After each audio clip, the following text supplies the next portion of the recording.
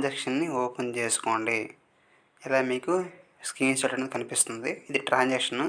ఇలా మీరు చేసినట్టయితే అక్కడ పైన మీకు కనిపిస్తుంది హెల్ప్ బటన్ అన్నది మీకు చూపిస్తుంది చూడండి.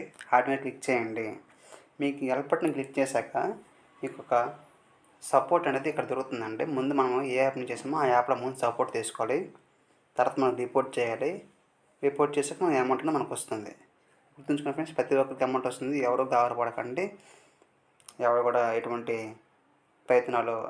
తప్పుడు ప్రయత్నాలు చేయకండి.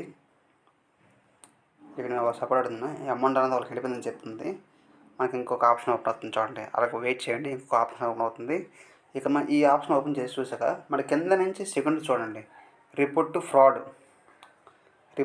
మీకు ఇచ్చినట్టయితే ఇది ఫ్రాడ్ ట్రాన్సాక్షన్ చూపిస్తున్నాం.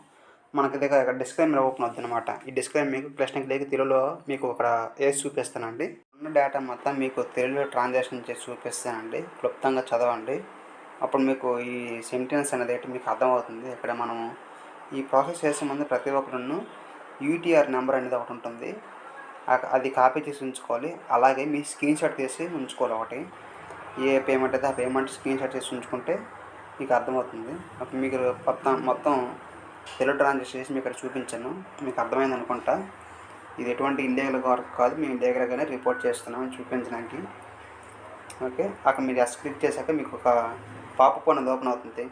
ఈ యొక్క పేమెంట్ అనేది మీరు ఎలాగ పే చేశారనేది, ఏ విధంగా మీకు మోసం జరిగింది అనేది చూపించడానికి.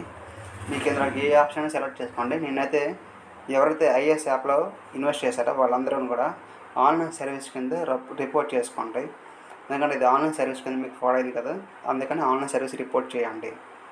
ఇక్కడ లాస్ట్ ఆప్షన్ ఉంటుంది చూడండి, లాస్ట్ ఆప్షన్, దాని మీద క్లిక్ చేసి రిపోర్ట్ చేయండి. రిపోర్ట్ చేసినైతే ఇక్కడ మనకు ఒక పాపప్ అనేది ఓపెన్ అవుతుంది. S is fraud. ఇది ఏ విధంగా ఫ్రాడ్ జరిగింది, మీకు కాల్ వచ్చిందా, మెయిల్ వచ్చిందా, మెసేజ్ వచ్చిందా, టెక్స్ట్ మెసేజ్ అని అడుగుతుంది. మీరు అందులో ఏ ఆప్షన్ సెలెక్ట్ చేసుకున్న ప్రాబ్లం ఏమి ఉండదు. ఏ ఆప్షన్ సెలెక్ట్ చేసుకున్న పర్లేదు. మనకి ఇక్కడ పాపప్ అనేది వస్తుంది. ఇంకో పాపప్, ఈ 1980కి రిపోర్ట్ చేసి మనం అనేది కంప్లీట్ ట్రై చేయొచ్చు. లేదనుకుంటే క్లిక్ హియర్ మీద క్లిక్ చేసి మనకి ఇక్కడ సైబర్ పోర్టల్ అనేది ఓపెన్ అవుతుంది. ఈ విధంగా రిజిస్ట్రేషన్ చేసుకోవచ్చు. ఇది ఫస్ట్ స్టెప్ అండి. రిమైనింగ్ స్టెప్ అని నేను ఇంకో వీడియోలో మీకు ఎక్స్ప్లెయిన్ చేస్తాను. ఎందుకంటే మొత్తం సమస్య చేస్తే మీకు అర్థం కాకపోవచ్చు. ఓకే ఫ్రెండ్స్, వీడియో నచ్చితే లైక్ చేయండి, షేర్ చేయండి, సబ్స్క్రైబ్ చేయండి. గైస్, ఈ వీడియోలో మీకు ఎలా రిపోర్ట్ చేయాలో చూపించాను.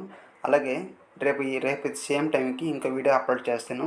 అలాగే ఏ యాప్ నుంచి మిగతా మీరేమైనా రిమైనింగ్ ఫోన్పే కానీ వేరే యాప్ నుంచి మీరు పేమెంట్ పే చేసినట్టయితే అందులో కూడా ఎలా రిపోర్ట్ చేయాలో నేను చెప్తాను.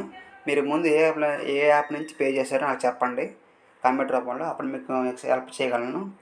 మీకు ఈ ప్రాసెస్ మీకు తెలియనట్టయితే నేను మీకు చేసి చూపిస్తానండి ఎలా సైబర్ సెల్ రిపోర్ట్ చేయాలనేది. ఎవరు కూడా ధైర్యపడకండి, ధైర్యంగా ఉండండి. మీ అమౌంట్ మీకు రీఫండ్ అవుతుంది. మనం సైబర్ సెల్కి ప్రతి ఒక్కరిని రిపోర్ట్ చేద్దాం. అందరు కలిసి ఉంటే కలదు సుఖం. ఓకే ఫ్రెండ్స్, బాయ్ అండి, నమస్కారం.